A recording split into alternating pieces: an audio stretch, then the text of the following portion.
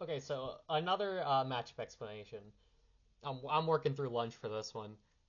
So obviously, this is the deck: Zoroark, Terrapagos, Clefairy, ends PB box, and you wanted me to talk about Dragapult, Dusknoir. Um, this is one of the hardest matchups for the deck, in so that it is a hard matchup to play and a hard matchup to win, but it's not unlosable with the current list, which is no Munkidori. If we're playing Munkidori, matchup changes. If we're not playing Munkidori, matchup is hard. If it's Munkidori versus Luxray, I'd rather play Luxray for Terrabox because I think more people will be playing Terrabox, and it's just so good into that matchup. I think it autos it. So okay, Dragapult has so many strengths in this matchup. It sets up for so many knockouts. Dusknoir into a Zoroark is just a kill. Even Double Clops does that too. Budu has weakness on Zorua and Zoroark, which is extremely annoying. And Dracloak is a really good, really resilient draw engine. So for beating this matchup, you've got to play really well, which is kind of the entire conceit of why this deck is good, because you have to be good to win. Super important, mildly important, extremely important. This is pretty much why Clefairy is in the deck, besides just being a big attacker. Being able to really reliably take out Dragapults is important. It's just hard to set up.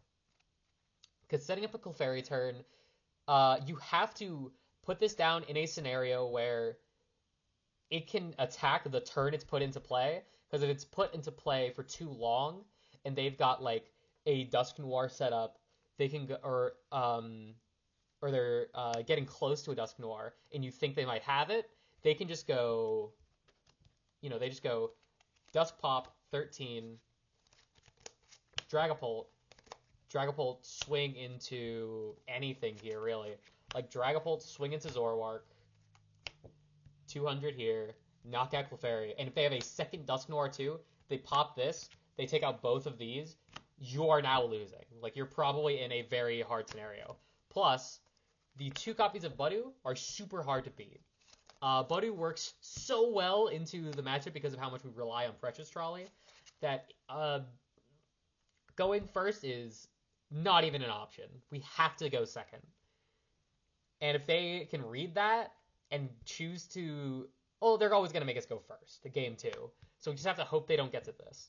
They will probably be getting to this, so then at that point, it's just, you gotta play around it somehow.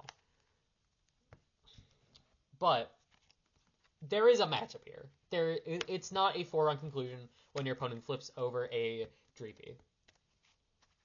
Your opening trolley has to be really strong. If you whiff trolley, you can still win. It's just rough. But it has to be some combination of Zorua, Darumaka, and either Fez or Latias. Latias if you need the retreat, Fez if you really think they're going to be getting a knockout soon. If you open Zorua, you always get Fez because they're going to be two-shotting the Zorua. One thing you can do if they're going for Budu, this is a super weird play, but attach 2 to a Darumaka isn't super bad because it doesn't knock out a Budu. It's just you need a second Darumaka or a Darmanitan on bench. So it's this very, very corner case play. Normally you'd probably have like a Terrapagos to attack with. That's also good. Terrapagos off the trolley, also super weird because if they just put 3 on this, it's suddenly super big trouble. And no Munkidori to be able to move the damage off. If we did, it would just put 6 on this, and then it gets set up really easily. Also, there's 2 different builds of the deck. If they are playing, the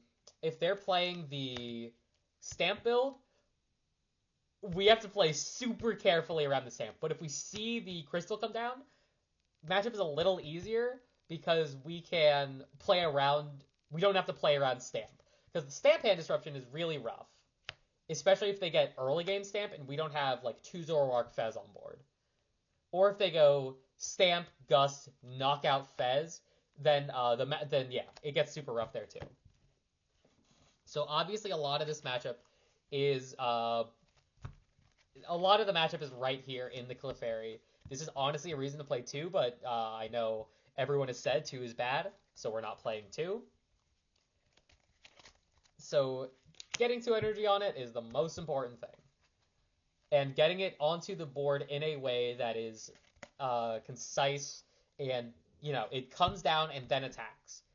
You can't really have any downtime with him.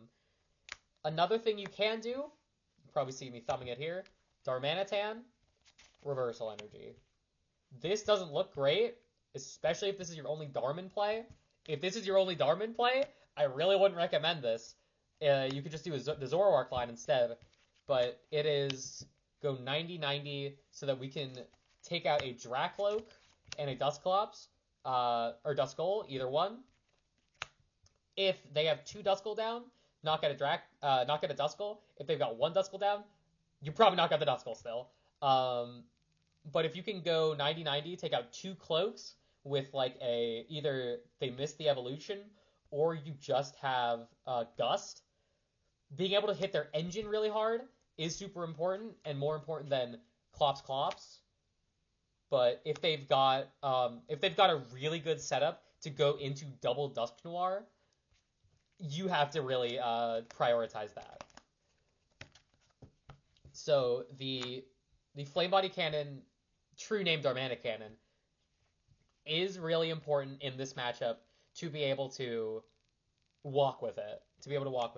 Another important thing in later game scenarios is going to be, where is he? Is going to be the Reshiram. Some games, you'll have a board that's something like this. It's, this is probably dead. You'll probably have something like this. A board that looks, something akin to this. Like maybe you've got the Clefairy back down, but we're going to say you don't. We'll say you have a full bench, but it's like a Zorua here. In this scenario, being able to... Actually, wait, this Zorua is going to be the Petarun. This is a winning scenario if they swung into the Zoroark. If they said, I can't knock this out, so instead my line will be Dusnoir pop 13 here, or 13 here to knock out the Reshiram, and then go for like second Dusnoir knock Petarun, swing into Zoroark, knock out Petarun, take something akin to a like 3-prize turn there. We have... So, okay, obviously the Reshiram has to be down for this to work, but people a lot of times just forget about Powerful Rage. So if we can go get this Petarun back, Petarun into the Fez, set this up with PP up, or attach PP up, or something like that. We then can just go retreat, Powerful Flame Powerful Rage for a return KO.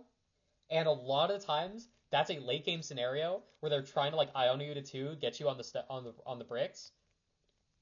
But if you are able to get the Powerful Rage turn, you will probably win the game.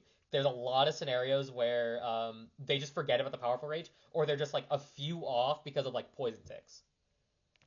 That's how actually Logan lost their Dragapult Dusnoir game once, because they mis-sequenced, but it was a turn exactly like this. It was like this full board, and just missed going for the Petarun first before going PP up, dark, Powerful Rage with 260 on for knockout. That's a lot of where the matchup comes in. It's going to be this Powerful Rage, it's going to be this Clefairy, and early game is probably going to be this Darm. These are the 3 most important cards for the matchup that are not Engine. Well, they're Engine, but like not drawing cards. These are the attackers for this matchup.